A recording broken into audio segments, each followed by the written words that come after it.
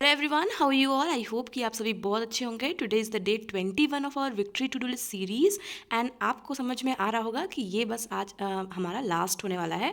इस to do list series का last session होने वाला है आगे, लेकिन मैं कंटिन्यू आपके साथ बनी रहूँगी for RRB PO and clerk.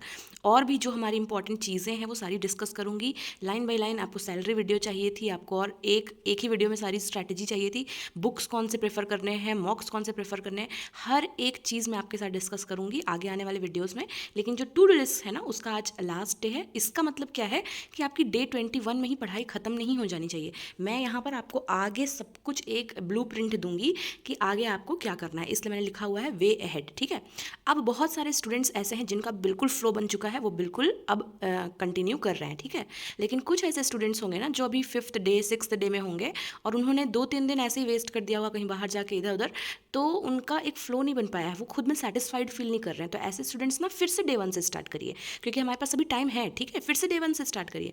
कुछ ऐसे स्टूडेंट्स हैं जो अभी फर्स्ट टाइम देख रहे हैं वीडियो को, तो आप डे 1 से स्टार्ट करिए। डे 21 तक आके आपके ऐसा फ्लो बन जाएगा कि यहाँ से जो मैं आपको चीज़ें समझा दूंगी ना, उसके बाद आप खुद से करने लगेंगे। ठीक है, क्योंकि अभी तक जो स्टूडेंट फॉलो कर रहे हैं ना 20 डेज तक, 21 डेज तक, उसको अभी मेरे बिना बताए पता है कि मुझे आगे क्या करना है। ठीक है, फिर भी मैंने ये वीडियो बना दी है कि आगे आपको कैसे करना है। ठीक है, चलिए without any further edu let's begin the session.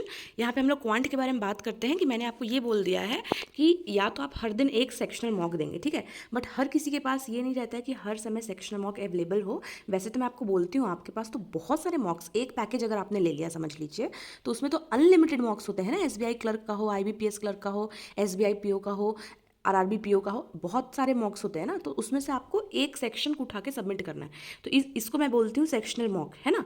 और एक अलग से पूरा वो रहता है सेक्शनल मॉक का ही अलग से कैटेगरी, तो वो रहता है, उसको भी आप अटेम्प्ट कर सकते हैं। समझ लीजिए इन केस आपसे ये नहीं हो पा रहा है, तो आप ये सारे question, simplification, approximation, quadratic, missing number, wrong number और 4 प्री लेवल के डीआई, ये सारे करेंगे। टारगेट टाइम मैंने यहाँ पे आपको दे दिया 25 मिनट्स। 25 मिनट्स तक आपको ये सारे करने हैं, तो एक प्रकार से आपका मॉक टाइप का ही रहेगा, है ना। सिर्फ अरिथमेटिक उसमें छूट रहा है, जो कि हम लोग डेली इधर करेंगे ही, तो टाइमर लगा कर ही करिएगा। ठीक है, तभी वो मॉक वाली चीज़ वहाँ पे हो पाएगी इम्प्लीमेंट। फिर अरिथमेटिक का जैसे हम लोग कर रहे थे कि हम लोग time and work, time and distance तक पहुँचे थे। आगे तो सिलेबस आपके पास है ना, सारे चैप्टर्स आपको पता है, तो 1 चैप्टर 1 वीडियो जो करियर डिफाइनर पर प्लेलिस्ट बनी हुई है, सारे कॉन्सेप्ट्स वहाँ से क्लियर करिए। अगर एक वीडियो से आपका नहीं हो पाता है तो फिर डिटेल्ड वीडियोस भी डली हुई है, आप सिर्फ करियर डिफाइनर सर्च करिए और आगे उस चैप्टर का नेम सर्च करिए। इन केस देखिए, मैं तो फुल्ली सेटिस्फाइड रहती थी। इन केस अगर आपको लगता है ना कि आप उससे भी सेटिस्फाइड नहीं हुए, तो फिर आप जाइए, बिल्कुल रूट तक जाइए और अपने कॉन्सेप्ट्स क्लियर करिए, किसी और चैनल से करिए। ठीक है, लेकिन करना है, जब सब कुछ हो जाए, आपका कॉन्सेप्ट्स क्लियर, चैप्टर कंप्लीट हो जाए, तो फिर उसके बाद आप बहुत सारे क्वेश्चंस करिए। Do a lot of questions after the completion of chapter. ठीक है, and then move to another chapter when concepts are clear. जब आपको लग जाए कि हाँ मेरा 2-3 दिन के अंदर ये वाला पूरा अच्छे से हो गया था, फिर आप दूसरा चैप्टर स्टार्ट करिए। जब आपके ऐसे करते करते पूरे अरिथमेटिक के चैप्टर्स हो जाएंगे ना, तो फिर उसके बाद आप फिर से फर्स्ट चैप्टर से स्टार्ट करिएगा। ठीक है, एक रिविजन टाइप का। Try to get to that point in RRB mocks, एक ऐसे पॉइंट पे पहुंचिए, क्योंकि अभी क्या होता है ना, मैं खुद की भी बात कर रही हूँ कि हम एक टाइम पे सिर्फ ये इस टाइप वाले क्वेश्चंस, ठीक है, स्पीड बूस्टर जिसको बोलते हैं, और डीआई, इतना तक ही सॉल्व कर पाते हैं। अरिथमेटिक के एक आध क्वेश्चन कर लिए तो कर लिए, वरना नहीं कर पाते हैं। तो इसलिए try to get to that point in mocks जहाँ पे after solving speed boosters and DI you get time for arithmetic 2। ठीक है, एम फॉर मैक्सिमम, आप एम करिए ना कि मुझे पूरे मार्क्स लाने हैं।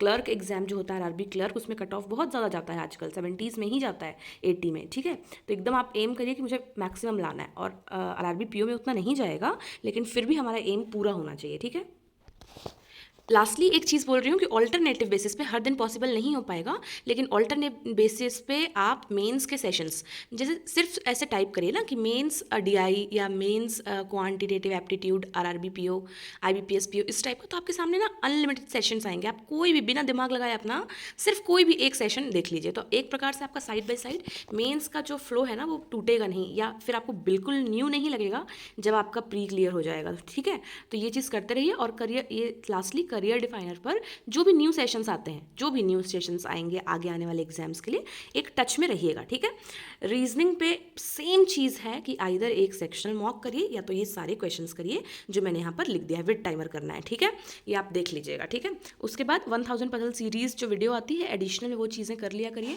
और अगर कोई भी न्यू वीडियोज़ भी आएंगी अगर अंकुश लांबा सर के चैनल पर, तो वो भी एक बार टच में रहिएगा, क्योंकि सारे न्यू पैटर्न की कुछ कुछ चीज़ें होती रहती है ना, तो वो वहाँ पे एक्सप्लेन रहेगा। ठीक है, अप्रोचेस वगैरह लर्न करिएगा। और सेम यहाँ पर मैंने लिखा है कि ऑल्टरनेट बेसिस पे मेंस के सेशंस ले लिया करिए, मेंस के पजल्स या लॉजिकल रीजनिंग को ध्यान रखिएगा, इनपुट आउटपुट आता ही है मेंस में, उसको ध्यान रखिएगा। और कोडिंग डिकोडिंग में फंस जाते हैं, इवन मैं भी फंस जाती थी मेंस में, तो न्यू पैटर्न के कोडिंग डिकोडिंग को हमेशा एक फ्लो बनाए रखिएगा, ठीक है। 3-4 दिन में न्यू पैटर्न कोडिंग डिकोडिंग ज़रूर कर लीजिएगा, सिंबल बेस्ड जो होता है, एकदम पैटर्न बेस्ड जो होता है, ठीक है।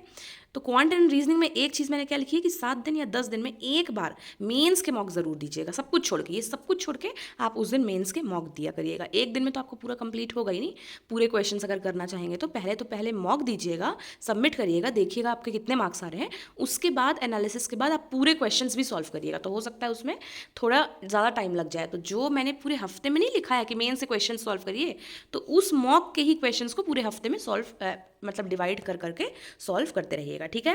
कंप्यूटर की बात करते हैं। अभी आपका ऑलिव वुड बोल्ट फिनिश हो चुका है, अब आपको अरिहंत की PDF या अरिहंत का बुक जो है वो पूरा पढ़ना है, ठीक है। अरिहंत की कंप्यूटर की जो बुक आती है, क्योंकि हमारे पास अभी बहुत टाइम है, ईजिली धीरे धीरे करिए, ठीक है। और जब ये फिनिश हो जाएगा ना, तो आराम से MCQs जितने हो सकते हैं उतने करिएगा। कभी आपका किसी दिन अरिहंत पढ़ने का मन नहीं है या बुक पढ़ने का मन नहीं है, तो आप उस दिन MCQs ही लगाइए, वो भी आपका बहुत ज़्यादा इक्वली बेनिफिशियल है। तो MCQs जितने हो सके उतने करिएगा। और क्विजेस वगैरह भी आते हैं अड्डा वगैरह पे और भी दूसरे साइट्स पे, हर जगह, तो क्विजेस वगैरह भी लगाया करिए, ठीक है। एक बार आपने अफेयर्स क्लाउड का अगर ले लिया ना सब्सक्रिप्शन, डिस्क्रिप्शन में लिंक आज भी है, ठीक है, जाके सब्सक्रिप्शन ले लीजिए करंट अफेयर्स के लिए। वहाँ पर मैं क्यों बोल रही हूँ, क्योंकि वहाँ पर आपको कंप्यूटर वगैरह के भी क्विजेस हैं, ठीक है। तो वो आपको कहीं से भी सोचने की जरूरत नहीं है। रीजनिंग, क्वांट, जिसके लिए आप सब घबराते रहते हैं कहाँ से करें कहाँ से करें, अफेयर्स क्लाउड का सब्सक्रिप्शन है, तो वहाँ पे एडिशनल में ये सारी चीज़ें एड ऑन्स दी हुई हैं, ये सारे एड ऑन्स फीचर्स हैं वहाँ पर, ठीक है। तो वो सारी चीज़ें आपको वहाँ पे भी मिल जाएगी, ठीक है। इंग्लिश में जैसा हम लोग बोलते हैं, एक सेक्शनल प्री का मॉक करना है, एक सेक्शनल मेंस का मॉक करना है। समझ लीजिए ये आपके लिए हेक्टिक हो जाता है, तो इसको अल्टरनेटिव बेसिस पे ही रखिए, ठीक है। क्वेश्चन सारे सॉल्व करिएगा, भले एक बार में सबमिट करने के बाद पूरा ना हो पाए, लेकिन सबमिट करने के बाद उसको पूरा सॉल्व करिएगा, ठीक है, मेंस वाले।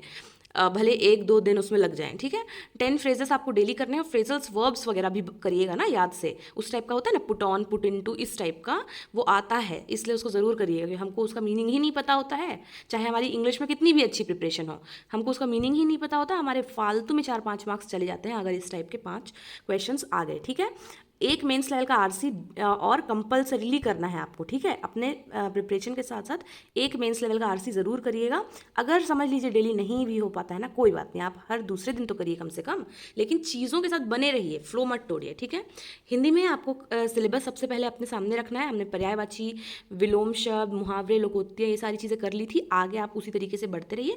सारे चैप्टर्स कंप्लीट के बाद उसके जितने क्विजेस हो सकते हैं, MCQs हो सकते हैं, उसको ज़रूर करिए। और मेमोरी बेस्ड पेपर वगैरह जो होता है ना, सेक्शनल मॉक आप जिसको बोल सकते हैं, खुद से सॉल्व करिए, ठीक है।